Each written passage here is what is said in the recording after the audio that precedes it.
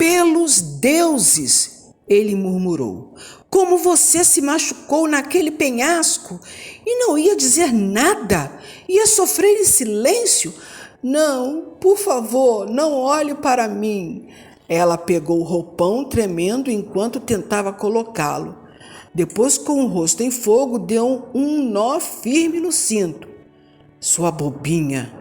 E não há necessidade alguma de dar outro nó no cinto do roupão. Já entendi a mensagem. É a freirinha que está lutando comigo? Ele murmurou. Ou a mulher que tem medo do que poderia descobrir sobre si mesma? Ela examinou o rosto dele mais moreno e mais diabólico do que nunca. Porque o senhor não pode me deixar em paz, ela arquejou. Porque me atormenta tanto? Você sabe por quê? Ele disse com voz ofegante. Você desperta o demônio que há em mim e você percebeu isso naquela primeira vez no convento, quando entrou e me olhou como se Lúcifer estivesse entrando em sua vidinha tão segura. Percebi exatamente o que se passava por trás desses seus olhos. Você quis pedir para a Madre Superiora deixá-la ficar lá, fora das garras de um homem como eu. Ele riu, mantendo-a presa com o corpo. Você achou que as portas do convento tinham sido abertas para dar entrada ao diabo, não foi? Sim. Iris o desafiou com os olhos. Achei que o senhor era a pessoa mais arrogante que já tinha visto. Pude ver o que as mulheres significam para o senhor. O senhor acha que pode fazer o que quiser com elas, mas eu não sou assim. Posso tê-la neste mesmo instante, ele caçoou. Você não escaparia. Iris arregalou os olhos ao notar a crueldade que havia no rosto dele. Zoná tinha força para fazer o que quisesse com ela, e Iris estava apavorada com a ideia de que isto fosse para ela mais um prazer do que um pecado. O senhor não teria minha alma, ela murmurou com voz entrecortada. Tocaria em você e isto me basta. Ele deslizou a mão pelo pescoço dela até a curva do ombro. Sua pele é muito quente, mas você está tremendo. O senhor está sendo tão odioso. O senhor não tem o direito de me fazer pecar. Teria que forçá-la muito? Ele abaixou o rosto até que seus lábios tocaram o pescoço dela. Vamos, ceda aos seus sentimentos, não lute contra o instinto natural, menina. Eu o desprezo. Ela se contorcia tentando fugir daquele beijo. Porque sei que você está gostando. Ele mordeu os lóbulos de suas orelhas. Uma moça com a pele tão macia e sensível como a sua tem que gostar de ser acariciada. Preferia ter caído daquele penhasco a deixar que o senhor me toque. As palavras eram sua única arma contra a languidez que a invadia, que era mais assustadora do que a força dele. O senhor acha que lhe devo meu corpo porque o salvou? A mão dele, que acariciava seu ombro, parou e Zonar se afastou de repente. Seu rosto e sua voz endureceram. Não admito que ninguém me fale assim. Ainda sou seu patrão, não se esqueça. O senhor é que está se esquecendo. Iris arrumou o roupão com um ar de dignidade ofendida. Chegará o dia em que você terá que enfrentar o demônio. Uma das irmãs tinha avisado. E você precisará de toda a sua força para expulsá-lo.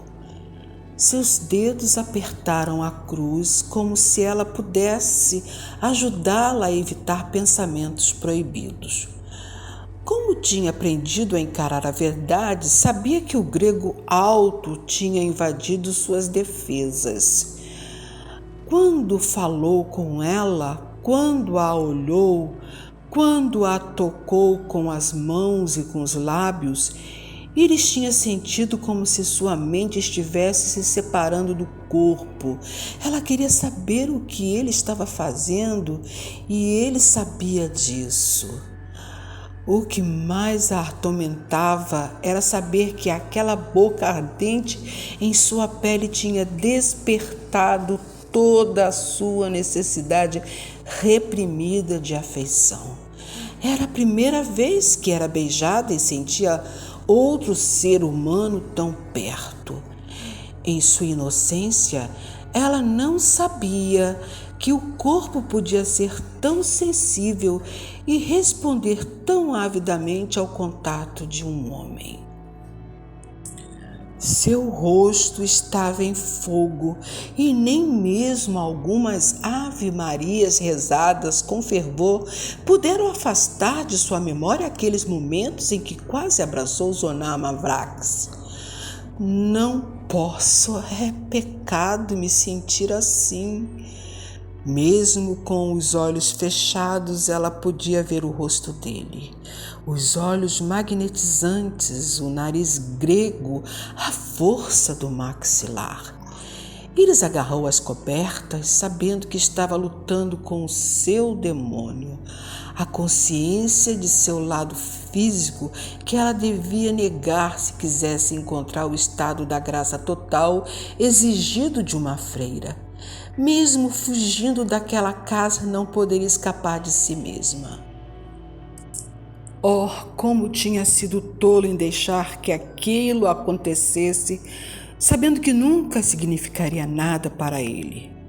Zonar não levava as mulheres a sério, menos ainda uma garota sem graça e com a metade de sua idade, saída de um convento e que tinha tanta sofisticação quanto uma borboletinha de jardim.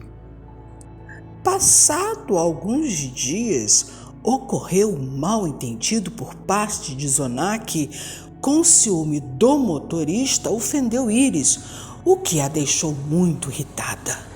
No entanto, considerando não merecedora de tais pensamentos a respeito dela, arrumou imediatamente as malas e chamou um táxi, a fim de pegar o trem da meia-noite de volta definitivamente para o convento.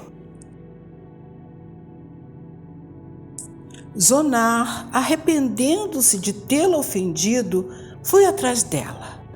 Quando descobriu que ela ia embora, entrou em desespero e implorou que ela ficasse, dizendo: "Sou alucinado por você, menina.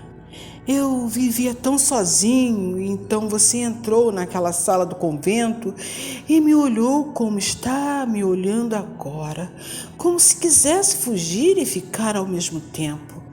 Fique comigo, Iris. Não me deixe ir para o inferno sozinho. Pelos deuses, se você precisa praticar o bem, então cuide de mim." Ele encostou o rosto no dela. Aquele era Zonar, o grego alto que entrou em sua vida e a desviou do rumo que teria tomado sem hesitar, caso não o ficasse conhecendo. "Aleco também precisa de você", ele sussurrou. "Você não pode ser devota a nós dois?" "Eu a adoro, quero você de qualquer maneira. Eu a teria neste mesmo instante se tivesse que provar que você não é uma dessas mulheres insensíveis que se devotam a uma vida virtuosa, satisfazendo-se com isto. Em seu coração você me quer tanto quanto eu a quero. Vamos, admita de uma vez." Iris estava séria, mas o rosto de Zonar parecia selvagem, como se o grego primitivo que havia nele estivesse levando a melhor sobre o homem de negócios de boas maneiras. Ele tremia e respirava com dificuldade. Iris acariciou as costas de Zonar até a base do pescoço e percebeu que ele tremia. A Madre Superiora sabia que ela falharia no teste que tornava as mulheres suficientemente fortes para afastar o amor de um homem de suas vidas? Iris sabia que tinha falhado, mas a felicidade que a invadia dizia também que tinha vencido. Ela beijou levemente o rosto de Zonar, que gemeu. Ah, querida, querida, não me deixe para voltar para aquele lugar. Ela sabia que ele não costumava pedir nada para ninguém e isto a comoveu. Está bem, Zonar, quero ficar com o Senhor. Eu não queria ir embora, mas pensei que só há você em minha vida. Ele a beijou nos olhos, nos lábios, no pescoço. Ninguém mais, desde a primeira vez que nos vimos. Você quer se casar comigo?